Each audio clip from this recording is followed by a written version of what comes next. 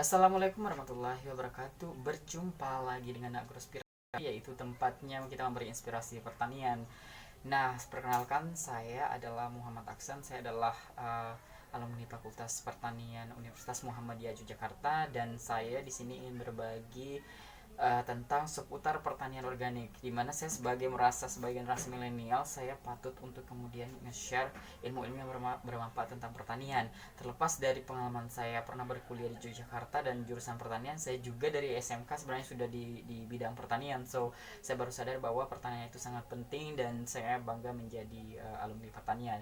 Nah, langsung saja tanpa berlama-lama, saya ingin memberikan sedikit inspirasi kepada teman-teman bahwa pentingnya kita menyeleksi bahan-bahan organik atau sampah-sampah organik, dan kita bisa memanfaatkannya sebagai pupuk atau berbagai hal yang kira-kira kita bisa buat seperti itu. Nah, tanpa berlama-lama teman-teman, saya ingin kita menyeleksi jenis sampah seperti bahan organik, plastik, dan kemudian botol, dan nanti teman-teman akan tahu apa sih fungsi dari masing-masing kita memisahkan tersebut. Ya, tanpa berlama-lama, terus ikuti ya. Seperti yang teman-teman lihat, saya memiliki sampah gitu ya. Teman-teman bisa lihat ada botol ini sebenarnya kemarin itu mau dipakai gitu ya. Nah, ini kayak gini tuh bisa dijadikan sebagai tempat fermentasi pupuk organik cair. Dan kemudian teman-teman bisa lihat plastik-plastik sepertinya kalau yang begini nggak apa-apa dibakar ya, atau kemudian nanti bisa dijadikan sebagai apa namanya, cenderamata segala macam. Mungkin ada aja orang yang mencari kayak gini ya, tapi yang pastinya kita bisa memisahkan sampah-sampah organik. Sebenarnya harusnya saya memiliki lebih dari satu teman-teman, tapi pelan-pelan saya akan mengadakan tempat sampah tersebut. Nah, saya hanya ingin mengajarkan dulu bagaimana kita memisahkan sampah-sampah organik. Terus ikuti ya. Nah, seperti yang teman-teman lihat di sini ada sampah gitu ya, ada sampah plastik, dan kita bisa langsung memisahkan, bawa keluar aja gitu ya teman-teman, supaya jelas gitu ya, bisa ngebedainnya. Dan teman-teman bisa lihat ada kulit bawang, dan itu semua termasuk organik. Bahkan ada yang bisa membuatnya menjadi pestisida nabati atau pestisida alami begitu ya. Kita pisahkan aja langsung ya. Teman-teman itu nggak usah apa namanya takut kotor gitu, lakukan aja gitu, karena ini demi environmental protection gitu ya. Teman-teman jangan merasa gengsi juga menjadi anak pertanian gitu ya. Do little things to get a bigger things ya, melakukan hal-hal kecil untuk mendapatkan. Jadi teman-teman juga perlu tahu bahwa kertas-kertas seperti ini sebenarnya juga bahan organik gitu ya teman-temannya. Seperti nanti kita bisa bikin kompos. Jadi ini sebenarnya bahan organik, tapi saya akan pisahkan. Dan kemudian plastik-plastik kayak gini dia disamain begitu ya. Sebenarnya harusnya dari awal gitu ya, saya cuma mengajarkan teman-teman yang udah terlanjur kayak nggak memisahkan gitu ya. Ini teman-teman bisa lihat sampah organik. Sebenarnya biasanya aku langsung bawa ke kebun sih kayak gitu. Nah, itu dipisahkan teman-temannya, dan nanti disatukan aja gitu.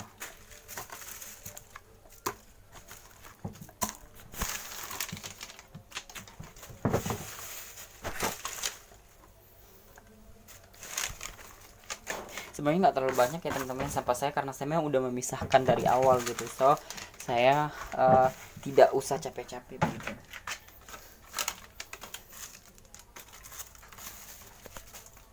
Nah, biasanya sampah-sampah organik yang saya punya itu saya langsung bawa ke kebun gitu, kebun saya di belakang gitu.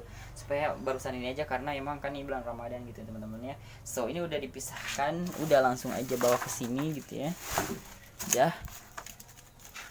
Nah, ini semua adalah sampah organik teman-teman. Ini ingat ya, yang kayak gini-gini organik semua yang berasal dari tumbuhan atau hewani sebetulnya gitu. Dan ini sampah plastik dikembalikan ke tempatnya, dan ini bisa digunakan gitu, atau mungkin dibakar nggak apa-apa gitu ya. Namun jangan sampai mencemari lingkungan lagi kayak gitu. Nah, botol yang plastik ini kita akan gunakan untuk fermentasi. Kita cari tutupnya aja, atau mungkin kita gunakan sebagai media tanam. Nanti juga saya lihatin bagaimana sih cara kita menggunakan botol-botol bekas kayak begini sebagai media tanam. Ini bukan media tanam, tempat media tanam, wadah media tanam gitu. Nah, oke, selanjutnya saya bawa ke teman-teman di mana saya mengumpulkan organik untuk saya komposkan secara alami. Oke, terus ikuti ya. Bisa lihat botol-botol yang saya punya ini bakal aku manfaatin semua. Mungkin kayak gini-gini aku nggak bisa terlalu kayak gimana-gimana, makanya paling aku gunain buat fermentasi pupuk cair aja kali ya. Jadi pokoknya semua yang kira-kira itu jangan sampai kebuang. Emang sih ada yang kayak bisa beli gitu, tapi temen kalau misalnya memang bisa dimanfaatkan kenapa tidak kayak gitu. So seperti itu kira-kira. Sebenarnya terkadang itu sampah ini dibawa ke sini teman-teman, itu kalau ibu saya gitu, karena dia udah pikun jadi dia nggak tahu. Teman-teman bisa lihat saya ngambil tanahnya dari situ gitu ya, untuk saya jadikan media tanam. So sebenarnya ini kayak apa ya, memberdayakan apa yang kita punya aja gitu. Nah di sini saya punya apa sih namanya, semacam greenhouse gitu ya, dimana uh, teman-teman bisa kayak benar-benar berkebun itu ya, karena di sini banyak ayam ya. Jadi sebenarnya lebih kepada proteksi ayam, kenapa saya pakai kayak gitu. Nah ini teman-teman bisa lihat ininya gitu ya. Dan ini adalah kompos ya, jadi kayak ini sampah rumah tangga, kayak ini semua bakal subur banget gitu, bakal subur. Jadi kayak tanah-tanah kayak gini ntar bisa dicampur gitu ya dengan media tanam utama gitu. Tapi sebenarnya ini bagusnya sih kalau dia udah kayak totally. Nah ini ada plastik nih yang kayak lolos aja nih, salah ini, lupa berarti. Jadi udah organik ini disimpan ini aja kayak gitu numpuk. Dan kalau misalnya ada waktu gitu bisa ditambahkan nasi basi atau kemudian apa namanya M4 gitu ya.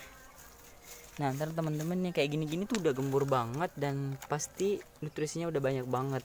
Itu teman-teman bisa bawa ke tanaman gitu ya, kayak gini misalnya ya, bawa ke tanaman itu kayak udah ngasih apa sih namanya, kesuburan tersendiri kayak gitu kira-kira.